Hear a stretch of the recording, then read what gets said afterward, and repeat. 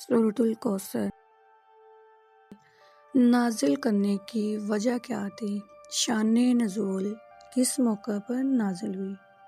عربوں میں یہ رواج تھا کہ جس شخص کی اولاد نر بیٹا فوت ہو جائے اسے ابتر کہا جاتا تھا، یعنی ایسا شخص جس کا نام و نسل آگے نہ چلے۔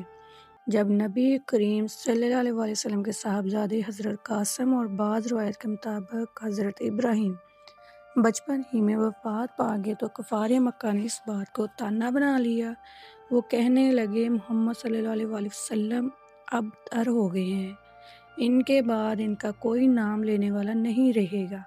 خاص طور پر عاص بن وائل کا نام آتا ہے۔ جب اس کے سامنے رسول صلی اللہ علیہ وسلم کا ذکر کیا جاتا تو وہ کہتا ان کا ذکر چھوڑ دو، یہ تو ابتر ہیں، ان کے بعد کوئی ان کا نام بھی نہیں لے گا۔ یہ باتیں رسول صلی اللہ علیہ وسلم کے دل کو تکلیف دیتی تھیں۔ اسی موقع پر سورۃ الکوثر نازل ہوئی۔ اللہ تعالیٰ نے اس سورت کے ذریعے واضح فرما دیا کہ اصل عزت بیٹوں سے نہیں بلکہ اللہ کی اطاعت اور دین کی سربلندی سے ہوتی ہے۔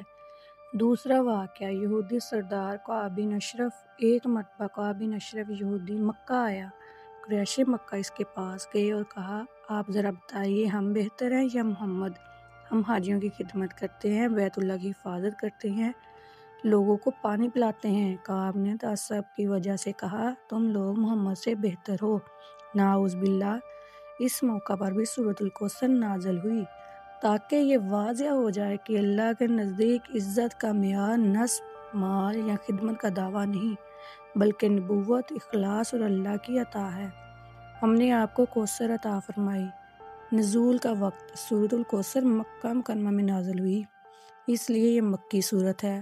اکثر مفسرین کے نزدیک یہ صورت نبوت کے ابتدائی دور میں یا درمیانی مکی دور میں نازل ہوئی، یعنی اس وقت جب مسلمان کمزور تھے اور کفار رسول صلی اللہ علیہ وسلم کو مختلف طریقوں سے اذیت دیتے تھے۔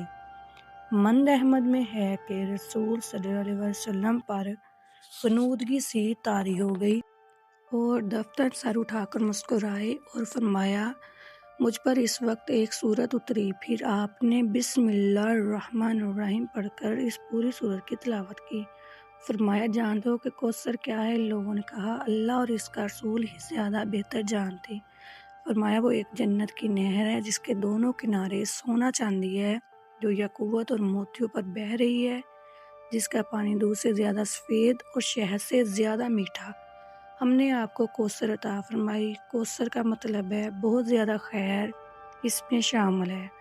حوض کوثر، نبوت، قرآن، امت کی کثرت، قیامت تک رسول صلی اللہ علیہ وسلم کا نام زندہ رہنا۔ بس آپ اپنے رب کے لیے نماز پڑھیے، قربانی دے۔ شکر کا بہترین طریقہ نماز، قربانی، یعنی اللہ کی نعمتوں پر عملی شکر۔ بے شک آپ کا دشمن ہی ابتر ہے۔ اللہ نے صاف اعلان فرما دیا ابتر کٹا ہوا نبی صلی اللہ علیہ وسلم نہیں بلکہ ان کے دشمن ہیں۔ نبی صلی اللہ علیہ وسلم کا نام دنیا بھر میں زندہ ہے۔ کروڑوں لوگ درود پاک پڑھتے ہیں جبکہ دشمنوں کا نام و نشان مٹ چکا ہے۔ سورۃ الکوثر کے فوائد و برکات۔ روزانہ 10 مرتبہ پڑھنے کے فائدے۔ سورۃ الکوثر قرآن پاک کی سب سے چھوٹی سورت، اس کے بہت سے فضائل ہیں لیکن 5 فوائد یہاں بتائے جا رہے ہیں جو ہم سب کی ضرورت ہے۔